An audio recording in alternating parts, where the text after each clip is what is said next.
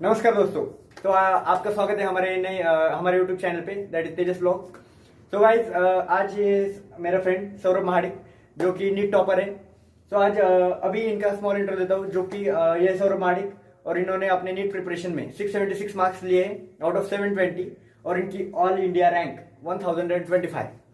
So guys, अभी मुझे अभी काफ़ी नीट एस्पिरेंट्स को ये टेंशन होती है कि टॉप कैसे करें, नीट में हाई स्कोर कैसे करें। सो आज हम नीट टॉपर से कुछ बातें करेंगे इनकी प्रिपरेशन और इनकी जर्नी के बारे में। सो सौरभ, मेरा पहला क्वेश्चन कि काफ़ी स्टूडेंट्स को ये दिक्कत होती है और उनका ये क्वेश्चन होता है कि हम आगे कैसे बढ़ेंगे, जो अभी हमारे मार्क्स है उसे इंक्रीज कैसे करेंगे। सो आप पहले अपनी जर्नी कहाँ से स्टार्ट हुई उसका थोड़ा ये बताइए। मैंने 11th और 12th औरंगाबाद में सक्षम क्लासेस थे वहाँ पर किया था।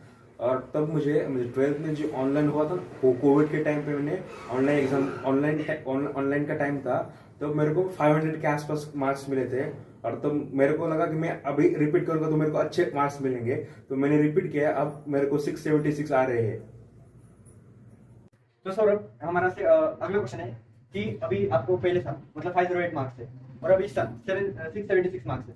तो आपने 170 मार्क्स के आपने इंप्रूवमेंट किए। मैंने अक्सर देखा है कि बच्चों के ज्यादा से ज्यादा 100 150 जाते हैं। तो आपकी 170 इतनी इंप्रूवमेंट कैसे हुई, तो आप क्या बताना है? पहले तो मैंने क्या किया, मेरा नीट 2021 का जो पेपर था, मैंने एनालिसिस किया कि मेरे क्या गलत हुआ है। मैंने पेपर देने से पहले, मैं पेपर देने के बाद मैंने चेक किया कि मेरे क्या क्या गलत क्या हुआ है। फिर मेरे को पता चला कि मैं एनसीईआरटी पढ़ी नहीं थी। पढ़ी थी तो बायो की पढ़ी थी, अच्छी डिटेल्स में नहीं पढ़ी थी। फिर मैंने वो जो कुछ था वो मैंने फिर एक बुक में लिख लिया था कि फिजिक्स में मेरे को फॉर्मूले याद नहीं आ रहे थे एग्जाम के टाइम में। और फिर मेरे कॉन्सेप्ट कुछ याद नहीं आ रहे थे। केमिस्ट्री में मैंने जो अपने केमिकल को सबसे पहले मैंने क्या किया था, जो नीट 2021 का जो पेपर था वो मैंने एनालिसिस किया कि क्या मिस्टेक्स क्या हुई थी। तो मेरे को पता था कि फिजिक्स केमिस्ट्री में मैंने एनसीईआरटी अच्छी नहीं पढ़ी थी और बायो की 11th की एनसीईआरटी में उतनी डिटेल में नहीं पढ़ी थी। और मैं वही 12th में सॉरी रिपीट में जो मैं रिपीट कर रहा था, तब मैं उन एनसीईआरटी में ज्यादा फोकस किया। मैंने एनसीईआरटी केमिस्ट्री बायो और फिजिक्स की 12th में भी ज्यादा मैंने फोकस किया, उसी से मेरे मार्क्स इंप्रूव हुए। सो अभी तो हमारा अगला क्वेश्चन है कि आपकी दिनचर्या क्या थी, आप दिन भर में आपका टाइम टेबल क्या था, आप शेड्यूल कैसे करते थे, तीनों सब्जेक्ट को अरेंज कैसे करते, क्लासेस वगैरह। पहले क्या होता था, मेरे को जो हमारे एग्जाम्स होते थे ना, मैं क्या करता था, एक ही सब्जेक्ट में फोकस होता था। तो मेरे को मैथ्स क्या होते थे, एक सब्जेक्ट में बढ़ते थे और एक सब्जेक्ट में घटते थे। और फिर मैंने क्लास में टीचर से बात करने के बाद मुझे पता चला कि टीचर्स ने बताया कि तुम्हें हर हफ्ते फिजिक्स केमिस्ट्री बायो का सब कुछ थोड़ा थोड़ा ही करना, थोड़ा थोड़ा का होगा, बट करना पड़ेगा, क्योंकि उससे अच्छा तुम्हें वो सब कुछ याद रहेगा। कि तुम एक दिन में जितना करोगे ना, उतना एक हफ्ते में करोगे तो ज्यादा परफेक्ट नॉलेज मिलेगा आपको उससे। तो अभी आपको जैसे कि आपको फिजिक्स में 175 मार्क्स है। तो अभी जनरली सभी बच्चों को फिजिक्स टफ जाती है। तो आपने फिजिक्स को अपना कमांड कैसे की, आपने कैसे प्रिपरेशन किया, मॉड्यूल्स कौन से यूज किए, हाँ, तुमको बताओ तो मेरा फिजिक्स सबसे फेवरेट टॉपिक है। मेरे को फिजिक्स क्या सबको आज बुरा लगता है, क्योंकि उधर और क्या होता है, मैथमेटिकल ज्यादा होता है। मेरे को अच्छा लगता था क्योंकि मेरा मैथ्स अच्छा था पहले से। तो फिजिक्स करने के लिए आपको क्या पड़ेगा, अपने लेक्चर्स होते थे, लेक्चर्स को ज्यादा ध्यान से देखने का, ध्यान से क्वेश्चंस होते हैं, वो क्वेश्चंस प्रैक्टिस करने पड़ेगा आपको। लेक्चर होने के बाद आपके जो नोट्स होते हो, आप घर जाके एक बार तो पढ़ना ही पड़ेगा, एक घर जाके एक बार। और फिर नोट्स आपने जो प्रैक्टिस होते हैं, मिनिमम आपके 200-300 क्वेश्चन तो मिनिमम होने चाहिए। 200-300 भी बहुत कम हो गए, 300-400 तो होने चाहिए। फिर आपको कंसेप्ट, एक टॉपिक में जो कंसेप्ट होते हैं बहुत से एंगल से क्लियर हो जाते हैं। कि सिर्फ आप बोलो तो ओम्स लॉ है ना, कि बायो-सेवर्ट्स लॉ है, तो अलग अलग टाइप के क्वेश्चन से आपको क्या होता है, वो कंसेप्ट क्लियर होता है। इसलिए आप जितना ज्यादा क्वेश्चन सॉल्व कर सकते हैं उतना ज्यादा कीजिए। एक सबके लिए एप्लीकेबल होता है, फिजिक्स हो गया, केमिस्ट्री हो गया, बायो हो गया। तो फिजिक्स के लिए आपको लेक्चर्स हो गए आपके, फिर नोट्स, तो आपके नोट्स पढ़ने के बाद आप जो एक्स्ट्रा कोई भी बुक यूज करते हैं, कुछ भी हो जाए, मिनिमम आपके 200-300 क्वेश्चन होने चाहिए कि आपको परफेक्ट हो जाए, वो टॉपिक परफेक्ट हो जाए। और फिर आप एलन के मॉडल्स में सॉल्व कर सकते हैं, क्योंकि बाकी और एनालिस्ट वगैरह और कुछ भी बुक्स होते हैं वो सॉल्व कर सकते हैं।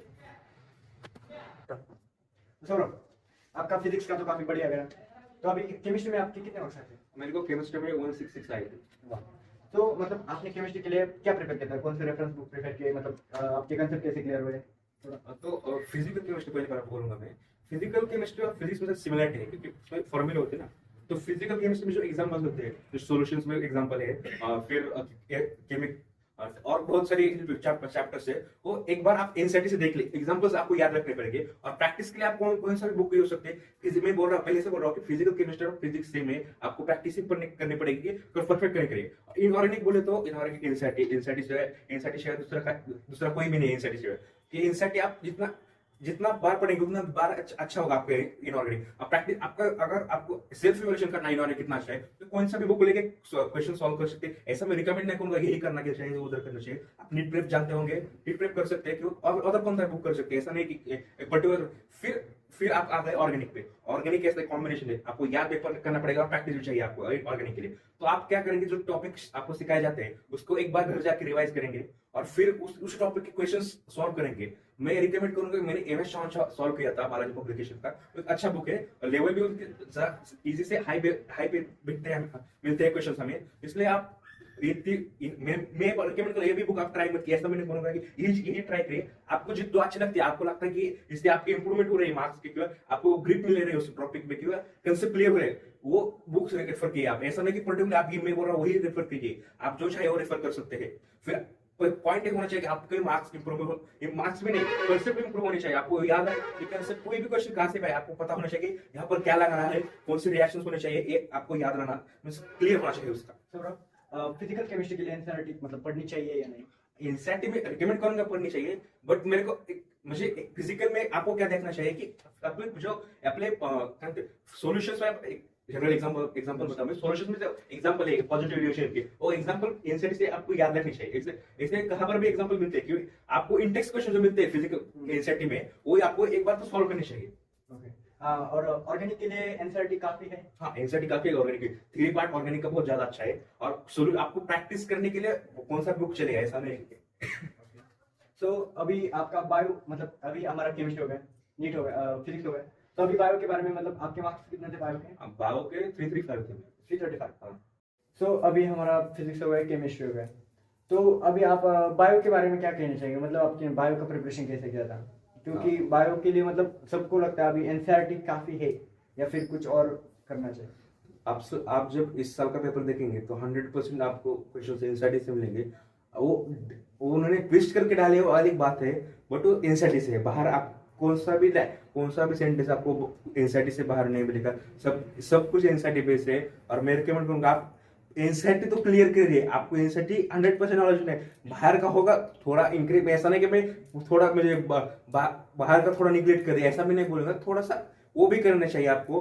क्या पता वो डालेंगे, क्या पता क्या कुछ नहीं कह सकते आपका, बट आपको 100% आपको एनसीईआरटी क्लियर होना चाहिए। बायो का सब कुछ एग्जांपल याद होने चाहिए। और मैं रिकमेंड करूंगा कि जो मिनरल न्यूट्रिशन है, जो टॉपिक्स में एग्जांपल होते हैं जो याद करने पड़ते हैं, जैसे कि नेक्रोसिस के कौन से एलिमेंट्स के डिफिशियंसी होती है, वो आपको ट्रिक्स याद कीजिए। मींस एग्जांपल याद वो नहीं पूछेगा आपने एग्जांपल याद कैसे किए, आपको ट्रिक्स याद करनी चाहिए। मैं तो रिकमेंड करूंगा आप ट्रिक्स याद करिए। ट्रिक्स बहुत बेस्ट होते हैं, मैंने ट्रिक्स किए हैं, मेरे दोस्तों ने ट्रिक्स किए, सब कुछ नहीं, हमने ट्रिक्स एक दो घंटे बैठ के ट्रिक्स तैयार किए उसके लिए। आपको मैं रिकमेंड करूंगा ट्रिक्स तैयार कीजिए। ऐसा नहीं कि आपको कोई पूछने वाला नहीं है उधर की ट्रिक्स आपने ऐसा ही क्यों किया, या आपने यही ट्रिक क्यों बनाई, ऐसा कुछ नहीं होता। और बायो के लिए एनसीईआरटी आपको जो बुक होता है उसके बाद अपने ब्लैंक स्पेस होता है ना, वहां पर जो एक पैराग्राफ है उसके बाद ब्लैंक स्पेस होता है, उस पैराग्राफ जो इंपॉर्टेंट नोट्स है, इंपॉर्टेंट पॉइंट्स है ना, उसको अंडरलाइन करके स्टार करके वापस वहां पर लिखिए। आप जब रीड करेंगे ना तो आपको वो पॉइंट लिखेंगे और आपको याद हो जाएगा, हाँ यहाँ पर एक इंपॉर्टेंट पॉइंट है यार ऐसा। तो सौरभ, अभी हमारा पूरा प्रिपरेशन वगैरह हो गया। सो अभी तुम ये बताओ, जो तुम्हारा खाली समय था तब हम ग्रुप डिस्कशन करते थे, तो उसका कुछ फायदा हुआ तुम्हें ग्रुप डिस्कशन का? वो तो बहुत ज्यादा इंपॉर्टेंट ग्रुप डिस्कशन। जो आपके फ्रेंड्स होते हैं ना, आपको 100% ऐसा नहीं होता कि आपने एक टॉपिक है वो याद रहेगा। आपके डिस्कशन का फायदा क्या होता है, आपके जो फ्रेंड्स होते हैं ना वो आपको याद, एक आधा मैं जो होता हूँ ना, मेरे फ्रेंड्स होते थे, हम ऐसे बैठते थे, टाइम पास करना था, हम डिस्कशन होता कि कोई तो एक आधा क्वेश्चन कोई पूछेगा, फिर उसका हम डिस्कशन करेंगे। वो डिस्कशन क्या होता है, रिवाइज होता था हमें। तो अब मैं आपको रिकमेंड करूंगा जो अपने फ्रेंड्स है 2-3 होंगे या कितने भी होंगे, आप उससे कुछ डिपेंड नहीं करता। कम मिनिमम आपको डिस्कशन होना चाहिए उनके साथ, आपके कंसेप्ट क्लियर होते हैं, आपको कुछ नए नए कंसेप्ट को मालूम पड़ते हैं, और उसके एक ही कंसेप्ट में कुछ कुछ एंगल डिफरेंट होते हैं, हम इंटरप्रेट कोई अलग कर सकता है, ऐसा भी हमें पता चलता है। क्यों? तो हमको आप मेरे को क्या होता था, मेरे दोस्त क्या होते थे, हम एक क्वेश्चन था ना, उस क्वेश्चन को एक अलग तरीके से पूछते थे मेरे को, फिर हमें क्या करता, उस क्वेश्चन के जो आंसर थे वो हमें एक पता चलता कि ऐसा भी क्वेश्चन कोई पूछ सकता है, तो इससे हम क्लियर होते। तुम तो हमारे साथ ही थे। तो ऐसे मेरे दोस्त थे, एक आशीष था, वैभव था, ऐसे दो तीन दोस्त थे वो जो पूछते थे ऐसे क्वेश्चन, धीरज था एक। तो अगर तुम क्या कह सकते हो, मतलब हमारा ग्रुप कैसा होना चाहिए? ग्रुप आपका ऐसा होना चाहिए, आपका ग्रुप ऐसा होना चाहिए कि उनको ज्यादा अच्छे भी मार्क्स, मैंने रिकमेंड करूंगा आपका ग्रुप ऐसा होना चाहिए कि टॉपर्स का ही ग्रुप हो। क्योंकि और ये भी नहीं कि आपको सब आपके जितने मार्क्स पढ़ने चाहिए उतने ग्रुप में, आपका ग्रुप मेहनती होना चाहिए, आपका एक सपोर्टिव ग्रुप होना चाहिए। कि एक समझ आप, हमारा ग्रुप कैसा था कि एक बंदा अगर आप स्टडी नहीं करता था ना, तो बाकी सब उसको पता था कि आप स्टडी करो, टाइम पास आप टाइम नहीं है, आपका जो टाइम स्लॉट, हम भी क्या करते थे, टाइम रखते थे कि यहाँ पे टाइम पास करेंगे, आप बोर होने के बाद हम यहाँ करेंगे। तो हमें अगर कोई हम में से कोई टाइम पास करता तो हम सब बोल के उसको अभ्यास करने के लिए बैठाते थे। वैसे ही टाइम पास करे, बोर होने के बाद हम सब भी एक साथ हम टाइम पास करते थे। ऐसा ग्रुप, सपोर्टिव ग्रुप होना चाहिए मेरे दोस्त, मेरे ख्याल से। तो सौरभ, जब टेस्ट सीरीज में जब हम टेस्ट देते थे, कभी कभी हमारे मार्क्स कम आते थे, तो वैसे ही स्टूडेंट के जब मार्क्स कम आते तब वो डिप्रेस फील करते हैं। तो तुम्हारे भी कभी तो कम मार्क्स आए होंगे, तुम भी कभी तो डिप्रेस फील किया ही होगा, तो तुम उसे ओवरकम कैसे करते थे उस डिप्रेशन को? सबसे पहले मैं सबको बताना चाहूंगा, कोई भी टॉपर हमेशा ही टॉपर नहीं होता। उसको भी कभी भी मार्क्स ऐसा ही नहीं होता कि वो पहले से जितना 11th में आया उसको 600 प्लस मार्क आ रहे, ऐसा कभी कुछ नहीं होता। मेरे को जब मैंने रिपीट कर रहा था, तो मेरा याद है, मेरे को जो इनिशियल टेस्ट सीरीज जो हमारी चलती है यहाँ पर, उससे पहले मेरा हाई स्कोर मुझे याद है, मेरे को एक बार ही 600 आए थे, और हर बार मेरे को 550 या 500 इनके बीच में झूमता रहता था मैं। तो मैंने क्या, ऐसा डिप्रेशन होना एक कॉमन चीज होती है, अभी तो चीज है, कॉमन है, बट मेरे को आपको याद रहना चाहिए कि ऐसा नहीं होता कि आपके जो यहाँ पर मार्कर है वो यूनिट में आएंगे, और ऐसा कुछ नहीं होता। आपको जितने में आप एक पॉजिटिव अप्रोच रखना चाहिए, सबने पॉजिटिव कॉन्फिडेंस फील करिए सबके साथ। ऐसा नहीं कि आपको अभी 400 आ रहे हैं कि 500 आ रहे हैं, आपको वही नीट में आएंगे, ऐसा कभी नहीं होता है। It's not always. आप ये याद रखना कि अभी जितना है आप इंप्रूवमेंट कीजिए। आप पेपर होने के बाद आप सेल्फ इवोल्यूशन करना चाहिए आपका, पेपर में आपने क्या किया, आपकी सिलेबस मिस्टेक क्या हुई, आपके एक कंसेप्ट क्लियर थी क्या, वो कंसेप्ट क्लियर कीजिए। ऐसे पेपर होने के बाद उसको छोड़ मत दीजिए, सब कुछ इवोल्यूशन करना चाहिए आपका, उससे ही मार्क्स बढ़ेंगे। मेरे को भी ऐसा ही, मेरे 550 जाता था मैक्सिमम स्कोर, मेरा पहले भी जाता था। तो मैंने क्या किया था कि मैं एनालिसिस किया, मैंने बताया ना पहले कि मैं थोड़ा थोड़ा मैं पेपर के एक दिन पहले ज्यादा स्टडी करता था उस सब्जेक्ट का। एक सब्जेक्ट ज्यादा होता था, एक कम होता है, इससे मेरे मार्क ऐसे फ्लक्चुएट होते थे, ज्यादा से ज्यादा 550 ऐसे होते थे। तो मैंने टीचर्स के साथ में जब कॉन्वर्सेशन किया, तो मुझे पता चला कि सभी टॉपिक का हमें मिनिमम स्टडी करना चाहिए हर रोज। तो उससे मेरे मार्क्स बनने शुरू हुए, और फिर मैंने सिलेबस टेस्ट कम करना शुरू किया उससे। तो सौरभ, मतलब जैसे कि आपने कहा, मतलब अभी हमें सिलेबस मिस्टेक कम करनी चाहिए और कंसेप्ट ज़्यादा क्लियर करने चाहिए। तो आप क्या करेंगे कि कंसेप्ट कैसे क्लियर किया जाए? मतलब अभी जो फिजिक्स में अभी किसी के 70 मार्क्स आ रहे 180 आउट ऑफ, किसी के 60 मार्क्स आ रहे केमिस्ट्री में, तो कंसेप्ट कैसे क्लियर करें? सबसे पहले कंसेप्ट मींस आपको जो सिखाया जाता है ना, एक बार आपको क्वेश्चन सॉल्व करने के, कंसेप्ट क्लियर करने के लिए आपको क्वेश्चन सॉल्व करना पड़ेगा। कंसेप्ट आपने सिखाई, आपको आज समझा बायो सेवर्ट्स लॉ का कंसेप्ट सिखा, क्यों लेंज लॉ आपने सिखाया, तो आपको एक बार घर जाके पढ़ना है उसको। आपको उसे एनसीईआरटी पढ़ना चाहिए। मैं तो रिकमेंड करूंगा एनसीईआरटी पढ़िए 12th का। उसको पढ़ने के बाद आपको क्वेश्चन सॉल्व कीजिए, उसके एप्लीकेशन होते हैं, हर आपको एप्लीकेशन मिलेंगे, कौन सा बुक मिलो आपको, उसके लेंस लॉ के तो एप्लीकेशन मिलेंगे, क्वेश्चंस होते हैं, उसका आप प्रैक्टिस किए, आप प्रैक्टिस से आपका कंसेप्ट क्लियर होगा। मैं तो ये बोलूंगा आप जितना प्रैक्टिस कर सकते हो उतना करिए। सो सौरभ, अभी सबसे इम्पोर्टेंट टाइम होता है पेपर का, एग्जाम का डे। तो उस टाइम जब भी पेपर देने हम बैठते हैं, तब स्टूडेंट्स को या फिर मुझे भी, तुम्हें भी, सबको एंजाइटी होती है कि डर लगता है अभी मेरा रिपीट है, अभी इस साल नहीं हुआ तो क्या होगा, ओवर थिंकिंग। अभी उसी एक 10 मिनट 15 मिनट पहले वाले उसमें ज़्यादातर होती है, और उसमें हम घबराने लगते हैं, और उसमें एग्जामिनर आता है, फिर उसके फॉर्मेलिटीज कंप्लीट करने पड़ते हैं, उसमें एक 5-10 मिनट एक्स्ट्रा जाते हैं। सो मतलब उन सब चीज़ों से टैकल कैसे किया जाए? तो तुमने कैसे टैकल किया था, मतलब उस एग्जाम के डे को, उससे पहले वाले डे को, मतलब क्या करना चाहिए?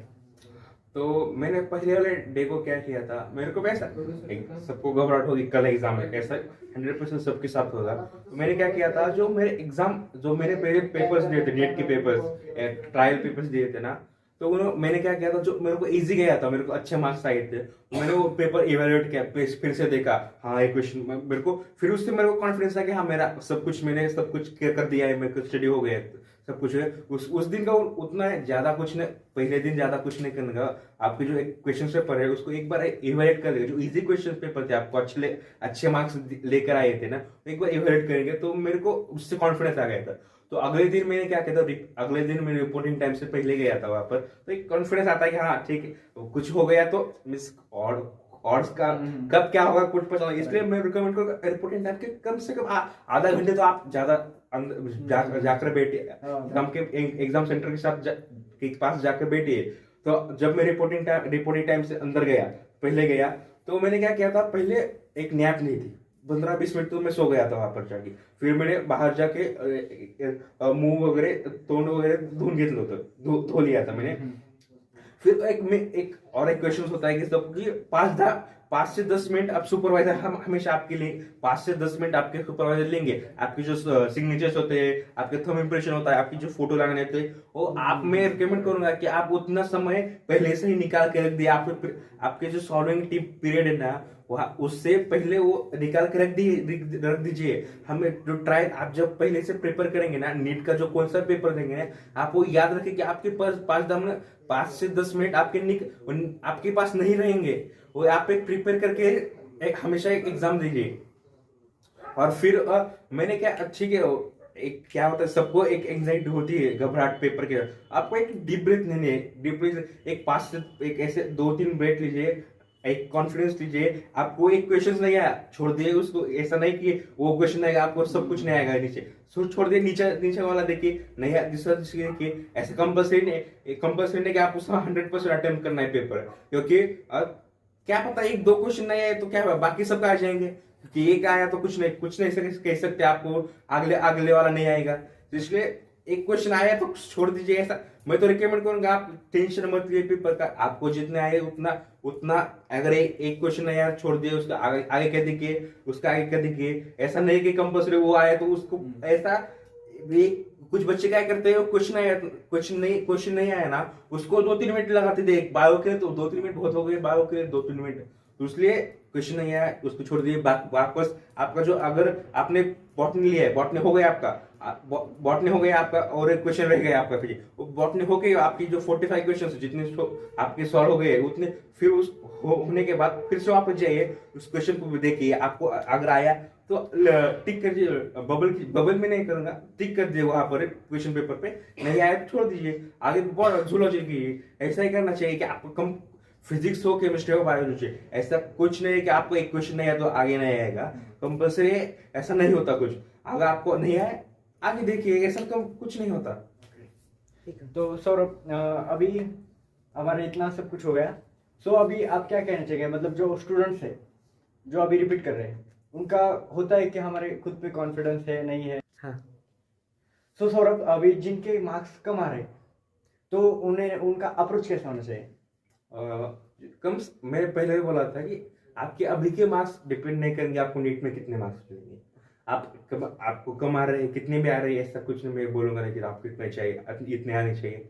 जितने भी आ रहे हैं आपको ये याद रखना चाहिए कि आपको ऐसा नहीं कि हम उतने मार्क आपके परमानेंट रहेंगे। अगर आप ज्यादा मेहनत करेंगे, ज्यादा यही करेंगे, पॉजिटिव अप्रोच रहेंगे, खुद का कॉन्फिडेंस रखेंगे ना, तो आपके 100% मार्क्स रहेंगे। और आपको डिस्ट्रैक्शन से दूर रहना चाहिए। मोबाइल फोन हो गया, मोबाइल फोन में इंस्टाग्राम हो गए, फेसबुक, व्हाट्सएप, उससे दूर रहिए और फ्रेंड सर्कल अच्छा रखिए। और इससे आपके मार्क्स इंप्रूव करेंगे, आपका सोशली सब कुछ इंप्रूव हो जाएगा। तो सौरभ, अभी तुमने काफ़ी मतलब हमारे सवाल के काफ़ी अच्छे जवाब दिए, मतलब जिससे कि स्टूडेंट की सारी शंकाएं दूर हो सकती है। तो अभी जाते जाते आप लास्ट का एक क्वेश्चन कि आप अपने स्टूडेंट्स को, मतलब मेरे व्यूअर्स को और अपन नीट एस्पिरेंट्स को क्या मैसेज देना चाहेंगे? सबसे पहले आप खुद खुद पर कॉन्फिडेंस रखिए, और आपको जो नीट आएंगे, जो आने वाली नीट है उसके लिए बहुत बहुत शुभकामनाएं। और माझं पहिल्यापासून एकच आहे, घ्यायचं की सोडवायचं। मीन्स जो भी आपको बुक्स लेंगे ना उसको 100% सॉल्व कीजिए, उससे आपकी इम्प्रूवमेंट होगी। तो thank you so much Saurabh, जो कि तुमने हमारे चैनल पे आए। तो सौरभ, अभी आपके नीट में काफ़ी अच्छे मार्क्स आए, 676, मतलब कम नहीं है। तो आपके अगले फ्यूचर के लिए आपको काफ़ी काफ़ी शुभकामनाएं और बधाई, and wish you all the very best for your great future. Thank you Tejas. तो दोस्तों, अगर आपके कुछ क्वेरीज है, कुछ क्वेश्चन है जो कि आपको सौरभ से पूछने हैं, जो कि हमने नहीं कवर किए, तो आप कमेंट बॉक्स में वो डाल सकते हैं, हम उनका जवाब जल्द ही आपको दे देंगे। सो गाइज, अगर आपको ये वीडियो पसंद आई तो प्लीज़ इस वीडियो को लाइक कीजिएगा, और जिनको ज़रूरत है आपके फ्रेंड्स को, मतलब पूरे सर्कल को, तो आप उसे सेंड कर सकते हैं, ये वीडियो शेयर कीजिएगा। और अगर ऐसी वीडियो आपको अगर और चाहिए तो प्लीज़ चैनल को सब्सक्राइब जरूर कीजिएगा, and stay tuned with me for next video. Thank you so much, guys.